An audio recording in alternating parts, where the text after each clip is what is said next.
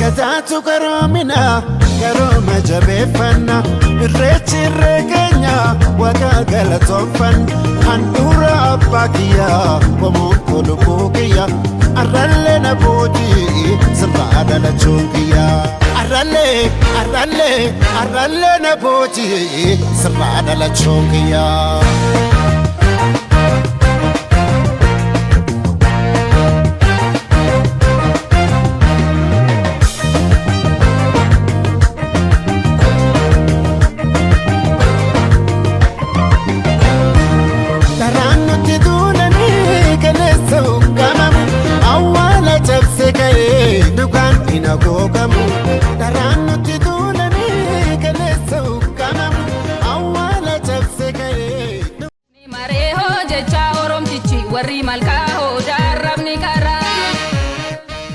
irrecha sinaayau irrecha wayita ilaallu waan gaarii fi kan nama gammachiisu ta'uudha kan hin ibse fuulduratti sammoo sabab sablammiilee Itoophiyaa lakkoobsaanii 85 ol ta'an biyya keessa ni jiru ayyaanota keenya waliin gammachuun kabajuudha kan qabnu wal danda'u wal kabajuu wal jaallachuu fi waloomaan jiraachuu keenya itti fufsiisuudhaaf nu gargaara waan ta'eef የምናስቀጥል መሆኑ ayyaanna lana badaana gammachiisa badaa guddaa ummanni Oromoo ayyaana sakka kanatti gabajachuun ana maalan godha abbaan kootoo kanan argin duusaatti badaan gaddaanis galata saammoo ilmaan keenya kan arguun waa guddaadha badaa nama gammachiisa ayyaanni baranaa keessattuu safuu isaa eeggatee duudhaa isaa eeggatee ummanni sabaaf sablammiin hundumtuu irratti hirmaate duudhaa Oromoo kana guddaa kana akka kanatti irreeffachuun ana waa guddaadha jedhee yaada.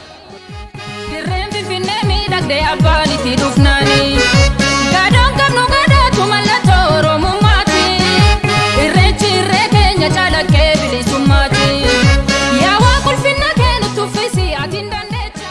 Ani akaakayyuun koo abbaan koo baabileen koo taniin argin ani har'a bakka kanatti Oromoon garatiin garanaan bahee kaabaa kibba shawaadha lixaa udoon jedhin tokko ta'ee Oromoo martuun biyya hundaa walirraa tu'ee teechoon keenya biyya adda adda asitti immoo wal geenyee bakka kanatti immoo garaa tokkoon jaalala tokkoon malkaa kana gubbaatti hora Finfinnee gubbaatti wal ga'uun keenya baay'ee tokko na gammachiisa ani baay'ee tokkotti gammada. Amma maallatti dhagaame seete Oromoon baaf kibba lixaaf ba'aa dhufeet wayyaa isaatiin adaasaa isa ookfame kana isa namoonni jalaa ooksanii kanaan dura jaarrame baafatee wayyaa isaa uffatee gammachuu fuula isaa gammadee ayyaana isaa kabachuusaa kun Oromoodhaaf guddaadha.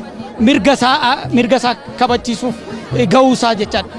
Dargaggeessi kun immoo asirratti argite siyaasaan akka inni dorgomu misoomaan akka inni bobba'u waan adda addaa namoota kana iddoo tokkotti fiddeet waan gaariitti hojjechuun nu barbaachisa. Kanaaf Oromoon asirratti kan argattu kun akkam nama gammachiisa.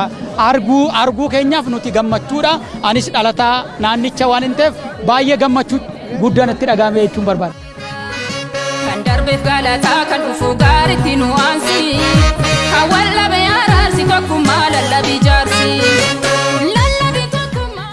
Oo yaa maareeyoo maaramtu maaramii meen waraarami mee maareeyoo. Oo maareeyoo maareeyoo.